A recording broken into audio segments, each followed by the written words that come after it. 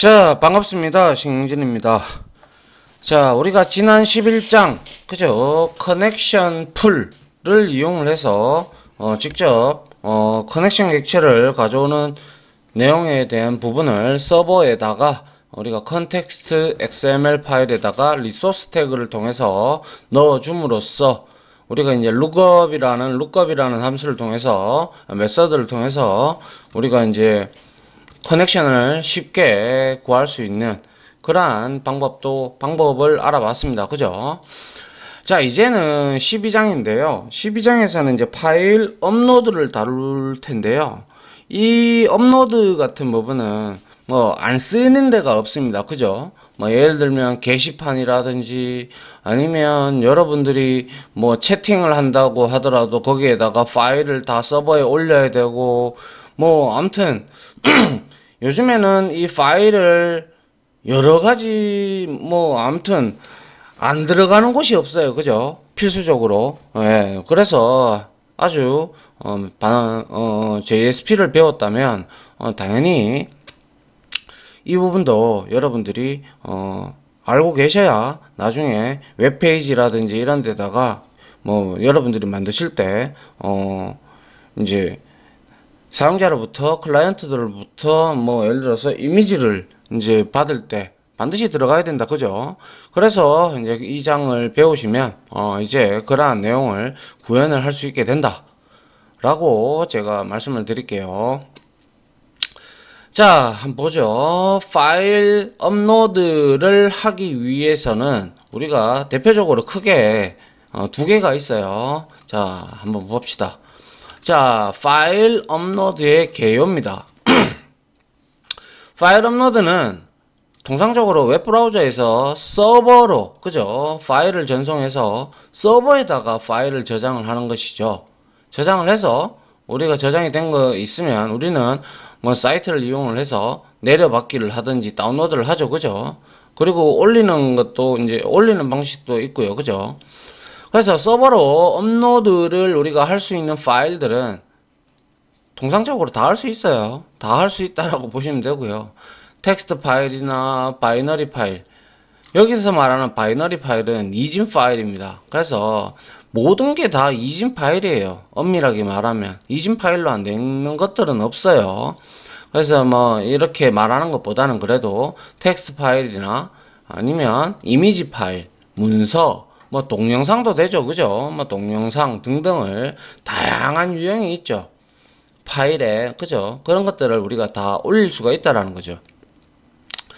그래서 웹브라우저에서는 서버로 파일을 전송하기 위해 우리는 JSP 페이지에서 폼 태그, 우리가 데이터를 전송할 때 항상 데이터를 전송을 하고 그리고 방식도 정했죠. 그죠? 그리고 어떠한 URL 주소도 주면서 액션 태그를 액션이라는 속성에다가 주면 움직이는 그러한 우리 폼 태그가 있잖아요. 그죠? 그 폼 태그에서 앵커 타입이라는 게 있어요. 그거를 우리가 멀티파트 리퀘스트 멀티파트 해서 슬러시 해서 폼 이렇게 데이터로 이렇게 주면 이제 파일이 이제 넘어가게 되는데요. 그 뒤에 뒷부분 나오니까 말씀을 드릴게요. 그래서 전송된 파일을 서버에 저장하기 위해서는 따로 이렇게 자바 코드로 만들 수 있는 부분도 굉장히 복잡하기 때문에 그런 것보다는 이제 딱 만들어 놓은 라이브러리들이 있어요. 오픈 소스로. 그래서 뭐 그런 걸 이제 이용하면 우리가 아주 쉽게 단순하게 구현을 할 수가 있다라고 제가 말씀을 드리고 싶네요. 자, 그 다음 한번 볼까요? 자, 파일 업로드를 위한 JSP 페이지인데요.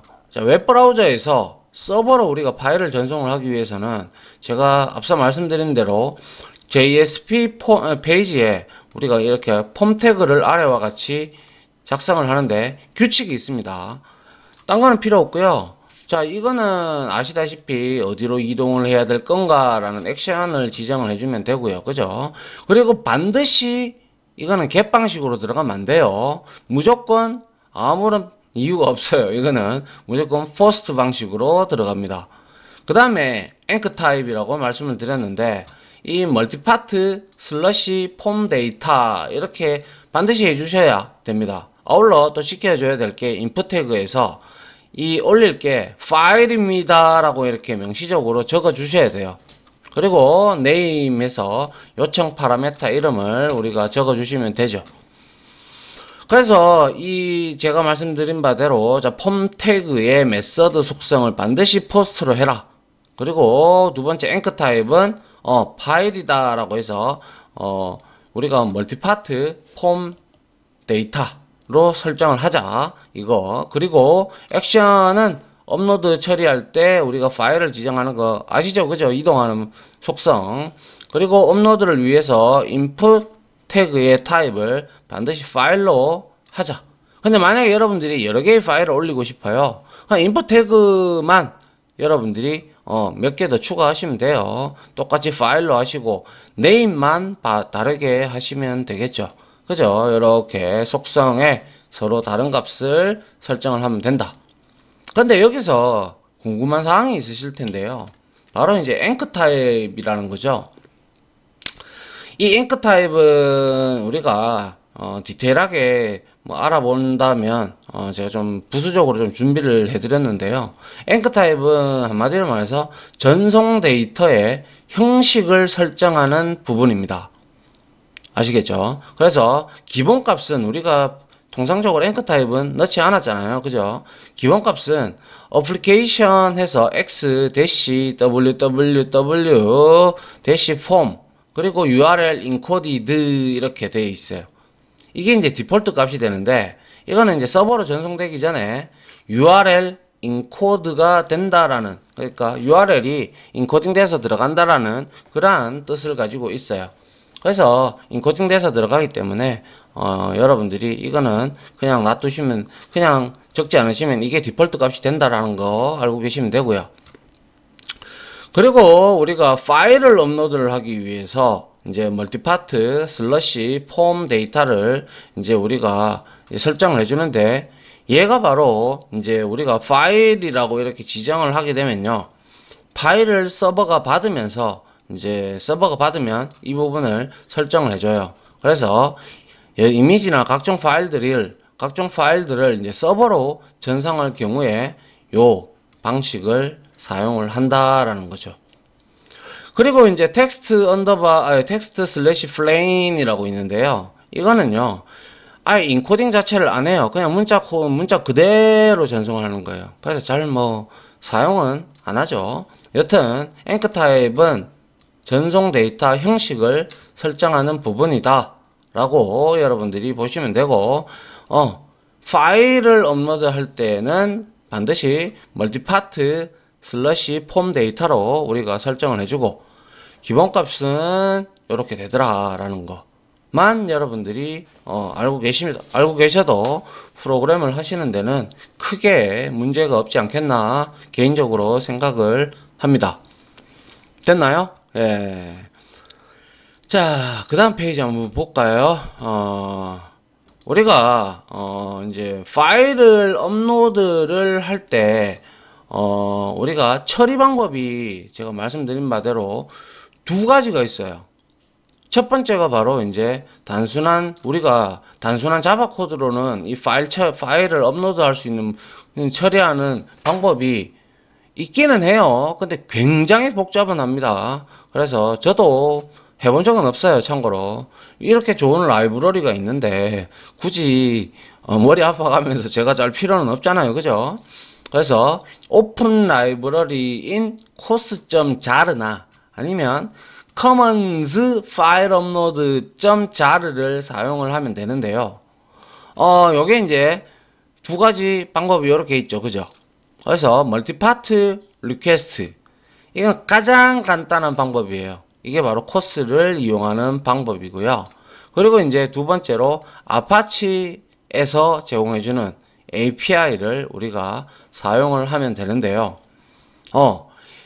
이 특징은 편리하고 강력한 API를 제공을 합니다. 이 아파치 API는. 그래서 commons 파일 업로드 그리고 commons IO 이 두 개의 라이브러리를 다운을 받아 가지고 역시 라이브러리의 폴더에다가 넣고 우리가 얘를 이용을 하면 되는데요. 그냥 여러분들이 생각을 하실 때 이 두 가지 방법이 있어요. 근데 이 course.jar는 우리가 웹 투 웹, 그죠? 로 전송을 해야 하는 간단한 데이터, 그리고 진행 상태 표시 구현이 전혀 필요 없는 파일 업로드를 기능을 구현할 때, 그러니까 단순하게 아주 심플하게 여러분들이 파일을 업로드를 하고 싶다. 그러면 간단하게 몇 줄 안 되는 course.jar라는 라이브러리를 우리가 다운을 받아서 넣고 멀티파트 리퀘스트라는 것을 클래스를 이용을 해서 우리가 간단하게 구현을 하면 됩니다. 그래서 매우 간단하게 구현 가능한 장점을 가지고요. 이 멀티파트 리퀘스트는요. 그리고 소스 자체가 제공되기 때문에 개발자의 편의에 따라서 소스를 수정하여 사용할 수도 있어요. 다만 얘는 업데이트가 누군가가 만들었기 때문에 업데이트를 실질적으로 해줘야 되는데 얘는 업데이트가 잘 안 된다는 단점이 있다라고 보시면 돼요. 그래서 업데이트가 되면 또 그에 따라서 우리가 수정을 좀 해야 되는 어떠한 그런 내용도 발생할 수가 있겠죠. 그에 반해서 차이점이라고 하는 걸, 차이점이라면 아파치 커먼즈 업로드를 이용을 하게 되면 우리가 일반적인 파일 업로드 기능 외에 예를 들어서 파일명이나 저장되어야 될 위치에 대한 조작이나 여러 가지 우리가 조작을 할 수가 있어요. 이거는. 그래서 개발을 여러분들이 어떻게 이 업로드를 할 것인가 라는 그러한 의도가 있을 거 아니에요. 그죠? 그러한 개발 성향에 따라서 소스 구현이 얘는 이걸 이용을 하면 좀 더 유연합니다. 그래서 또한 얘는 프로그레시브 바, 이게 뭡니까? 예를 들어서 파일이 업로드가 되면 우리가 아니면 이렇게 이걸 우리가 프로그레스 바라 하고요. 진행 상태가 이렇게 나타나는 거 하고 이걸 프로그레스 바라고 하고, 우리가 다운로드를 받든지 업로드를 할 때 이렇게 동그랗게 생긴 것도 있는데요. 요거는 인디케이터라고 합니다. 그래서 이렇게 쭉 돌면서 이게 얘가 100% 몇 프로 받았는지 이러한 프로그레스 바도 구현을 할 수가 있는 게 바로 아파치 커먼즈 업로드 방식입니다. 알겠죠? 그래서 얘는 소위 말해서 좀 더 소스 코드가 유연하게 작성을 하고, 그리고 여러분들이 원하는 의도대로 만들 수가 있고, 그리고 또한 이렇게 시각적으로 UI적으로 사용자들한테 이러한 형태를 제공을 해줌으로써 상당히 여러 사용자가 보고 편리하게 되겠죠. 근데 아주 간단하게 하기 위해서 그냥 우리는 course.jar를 이용을 하는 경우도 있긴 해요. 근데 통상적으로 좀 대형 이런 파일 사이트다 그런 거 이제 또한 또 뭐죠 포탈 크고 좀 괜찮은 사이트들은 대다수가 두 번째 방법을 이용을 해서 만들어 줍니다. 그래서 우리는 여기서 이 장에서 이 두 개를 다 같이 한번 구현을 해볼까 합니다. 알겠죠? 자, 요렇게 차이점까지 우리가 봤고요. 자, 그 다음 한번 볼까요? 자, 그래서 첫 번째 우리가 course.jar를 이용해서 멀티파트 리퀘스트라는 이 클래스를 이용을 해서 파일을 업로드를 하는 방법을 잠깐 보면, 웹페이지에서 서버로 업로드되는 파일 자체만, 파일만 다루는 클래스가 요 놈이에요. 그래서 웹브라우저가 전송한 멀티파트 폼 대쉬 데이터 유형, 이게 폼 태그에서 우리가 앵커 타입을 이렇게 지정을 하고, 인풋 타입에서 파일을 지정을 하고, 그리고 메서드 방식을 포스트 방식으로 지정을 하게 되면 요청 파라메타 등을 분석을 하고 난 다음에 일반적인 데이터와 파일 데이터를 구분해서 파일 데이터에 얘는 이제 접근을 하게 되죠. 왜? 일반 데이터는 그냥 일반 값이라든지 사용자의 입력값들인 거고, 지금 우리는 지금 파일에 대한 거잖아요. 그죠? 그래서 파일 데이터를 구분을 해줘요. 얘가. 해서 파일 데이터에 접근을 하고요.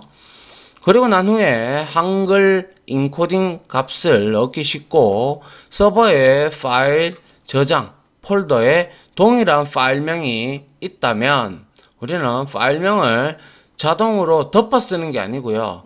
우리가 왜 대시 만약에 예를 들어서 파일 여러분들이 이렇게 말이죠. 이제 파일명이 예를 들어서 이렇게 예를 들어서 file.jpg다. 예를 들어서 이러한 파일이다. 근데 내가 모르고 이걸 올렸는지 안 올렸는지를 몰라서 다시 파일 해서 .jpg 이런 식으로 또 올릴 수가 있잖아요. 그죠? 그러면 이렇게 되면 얘는 이제 우리가 주는 정책이 있어요. new fly라는 그런 정책에 따라서 얘가 그 값을 주게 되면 그 클래스를 우리가 매개 변수로 주게 되면 얘가 파일을 덮어 쓰지 않고 여러분들이 이런 거 많이 보셨잖아요. 이렇게 해서 1 이렇게 해가지고 jpg 이렇게 새로운 파일로 이렇게 만들어져서 자동으로 이렇게 붙여준다라는 그 말을 지금 여기서 하고 있다라고 말씀을 드리고 싶네요. 됐습니까? 네. 그래서 이렇게 하기 위해서는 우리가 open library in course.jar 배포 사이트에 가서 우리가 직접 다운로드를 해서 라이브러리 폴더에다가 넣고요. 그리고 우리가 활용을 하면 된다는 거죠. 그래서 배포 사이트는 sublitz.com에 들어가시면 돼요. 그래서 다운로드 파일은 보시고 여러분들이 최근 데이터보다 한 단계 아래에 있는 거 가져와서 zip 파일을 가지고 오면 된다는 거죠. 아시겠죠? 그리고 나서 JSP 페이지에서 어차피 자동으로 임포트 되는데요. 우리가 이제 course.orally.sublit 패키지 안에 이 업로드가 하는 내용들이 다 들어가 있습니다. 아시겠죠? 그렇게 보시면 되고요. 그래서 오픈 라이브러리 코스의 설치 방법은 아주 간단합니다. 그냥 파일 다운로드 받고요. 그냥 압축 풀고 그 다음에 우리가 웹인포 밑에 보면 라이브러리 폴더에다가 이 자르 파일을 넣으면 됩니다. 알겠죠? 파일을 포함하면 됩니다. 그래서 이제 우리가 이제 서버가 이 course.jar를 인식하게끔만 만들어주면 된다 이거죠. 이게 바로 이제 멀티파트 리퀘스트 클래스를 이용을 해서 그리고 course.library 이 course.library를 이용을 해서 우리가 이렇게 파일을 업로드를 하는 겁니다. 그래서 여기에 이제 멀티파트 리퀘스트 클래스를 우리가 생성을 하는데요. 자, 생성하는데 보시면 여기에 리퀘스트 리스판스는 이거는 이제 요청을 하니까 요청 객체가 따라 들어가고요.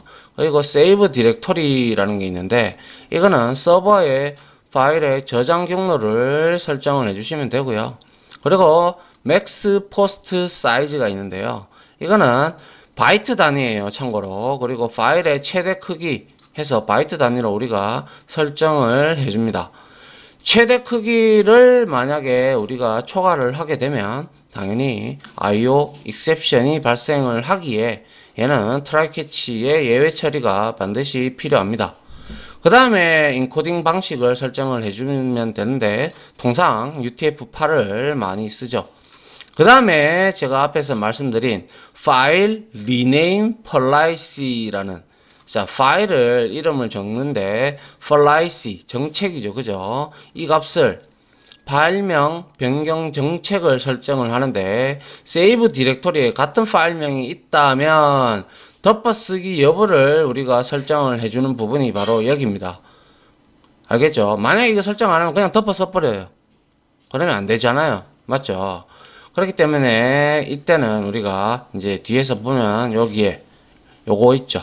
New Default File Rename Policy라는 이 클래스를 만들어서 이 클래스를 매개 값으로 던져주면 리네임이 되어서 이제 아까 제가 말씀드린 대로 파일 1, 파일 2 뭐 이런 형태로 덮어쓰기를 하지 않고 새로운 파일을 생성을 하는 게 바로 이제 멀티파트 리퀘스트를 이용을 해서 우리가 이제 사용을 멀티파트 리퀘스트를 이용을 해서 간단하게 업로드를 하는 거죠.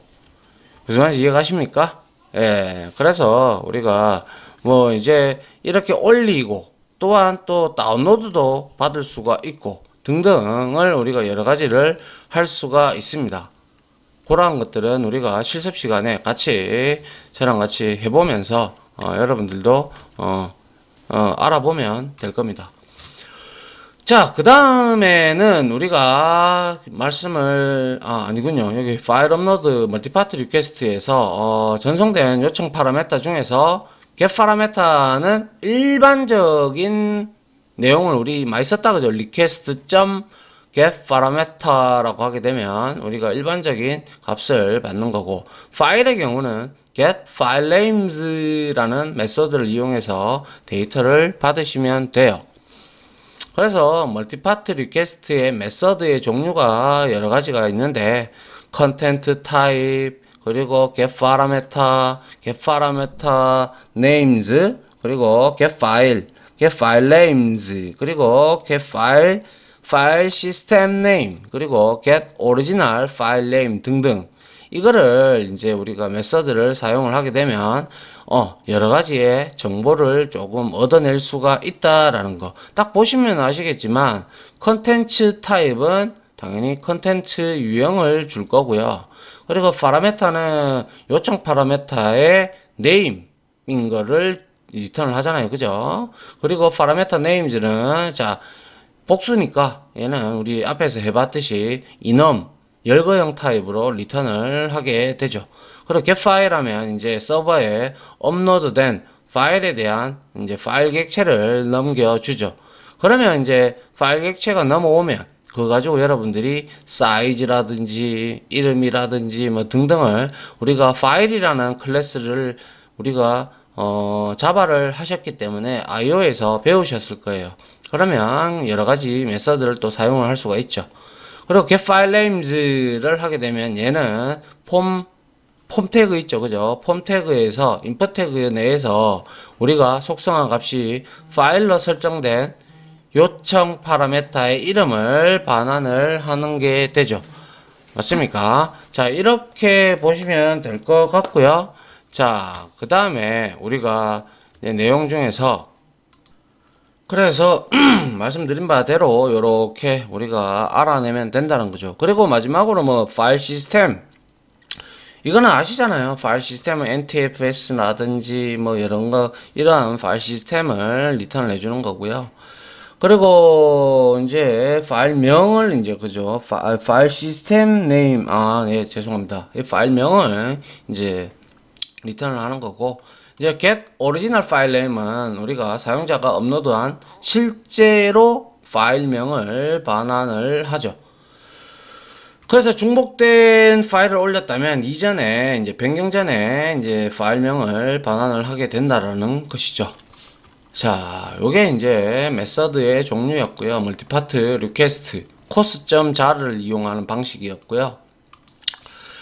이제 두 번째는 우리가 바로 커먼즈 파일 업로드, 즉 아파치에서 제공을 해주는 API 이제 패키지들인데요. 자, 파일 업로드 패키지입니다. 참고로. 그래서 서버의 메모리상에서 파일 처리가 가능하도록 지원을 합니다.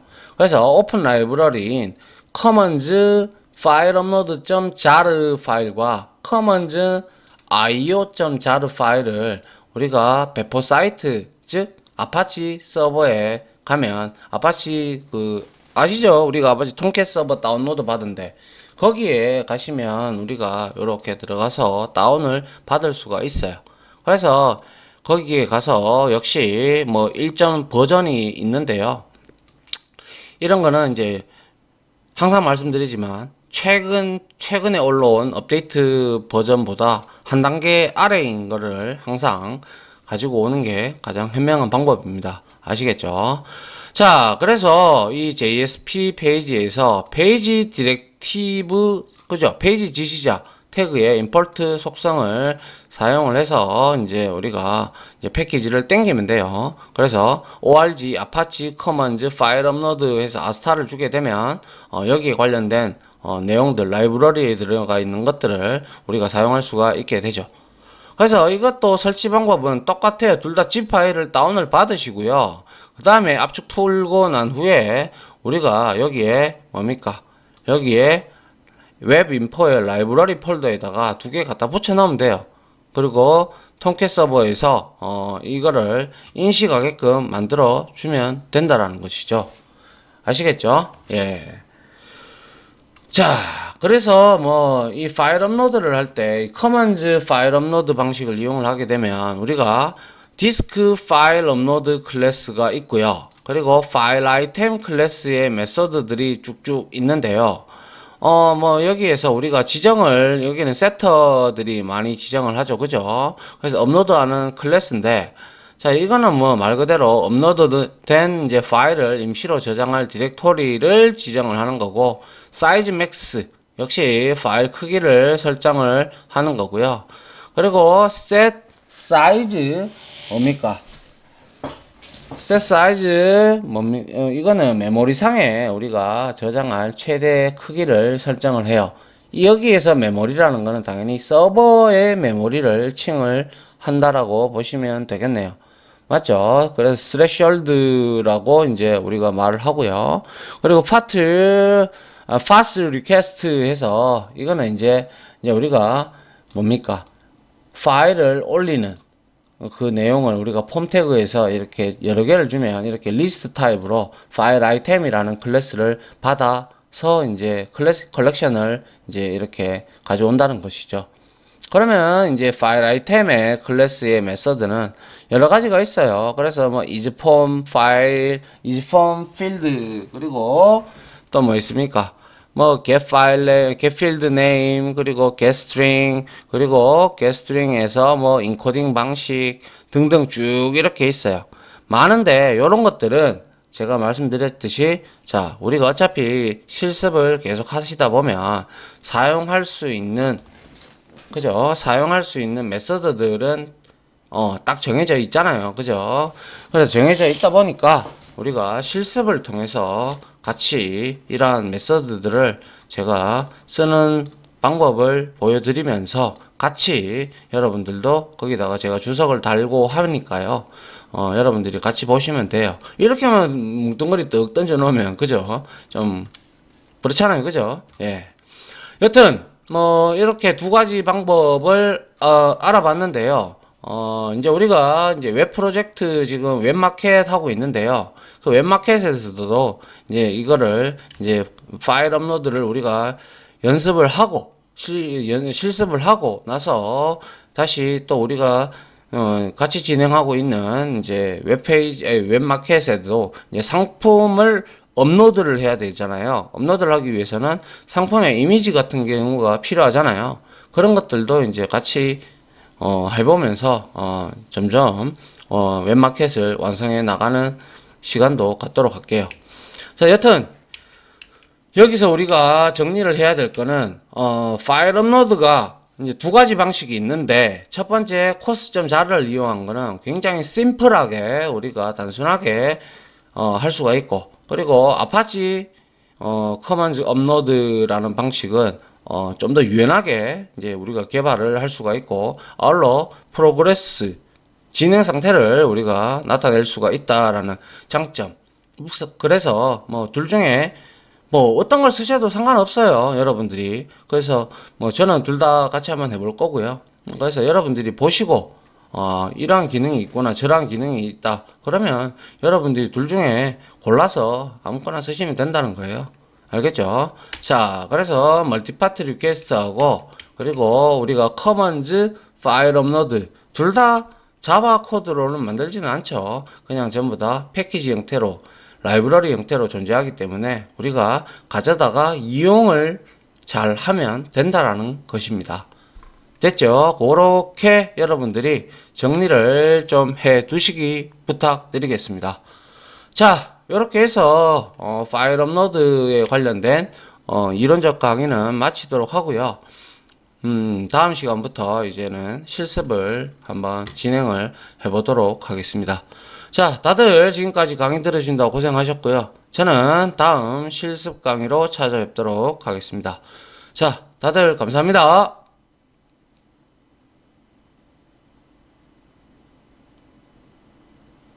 지금까지 보신 영상으로 자신의 실력이 혹시 1이라도 올라갔다고 생각하시면 구독, 그리고 좋아요, 알림 설정은 제가 컨텐츠 제작에 많은 도움이 됩니다. 감사합니다.